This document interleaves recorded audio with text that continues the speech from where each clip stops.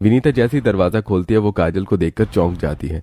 फिर काजल उसे एक बड़ा सा सेलिब्रेशन का डिब्बा देते हुए कहती है, विनीता चाची आपके लिए। वैसे कोमल कहाँ है? आओ बेटा, कोमल सामने अपने कमरे में है, तुम वहीं चली जाओ।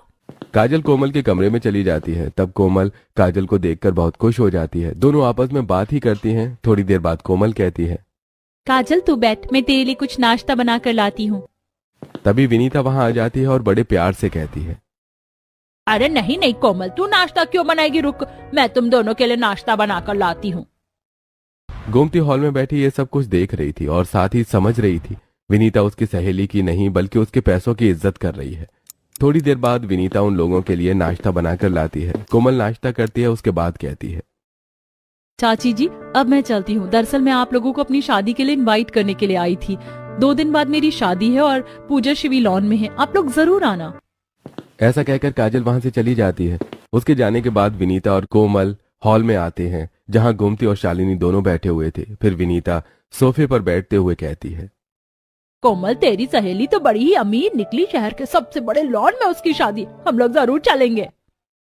सभी लोग बहुत खुश थे। 2 दिन बाद शाम को विनीता शालिनी से कहती है, शालिनी जल्दी से तैयार हो जा और सुन, अपने एक जोड़ी कपड़े कोमल को भी दे देना, उसकी सहेली की शादी में जाना है ना।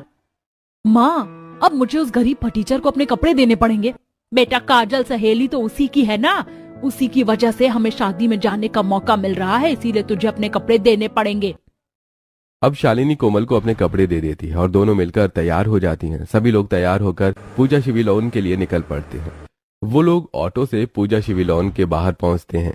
सभी लोग देखते हैं कि पूजा शिवी लॉन का गेट बहुत बड़ा हुआ और वहां बहुत सारी लाइट लगी हुई थी। साथ में 4 चौकीदार भी खड़े हुए थे। सभी पूजा शिवी लॉन के अंदर जाते हैं। अंदर का नजारा देखते ही सबके होश उड़ जाते हैं। विनीता कहती है, ओह वाह, ये लॉन कितना बड़ा और कितना खूबसूरत है, कितनी सारी लाइट लगी है यहाँ और इतनी डेकोरेशन, मैंने इतनी सुंदर जगह आज तक नहीं देखी अपनी जिंदगी में। अरे बहू, अब तू कहीं खुशी से बेहोश मत हो जाना, चल आगे चलते हैं।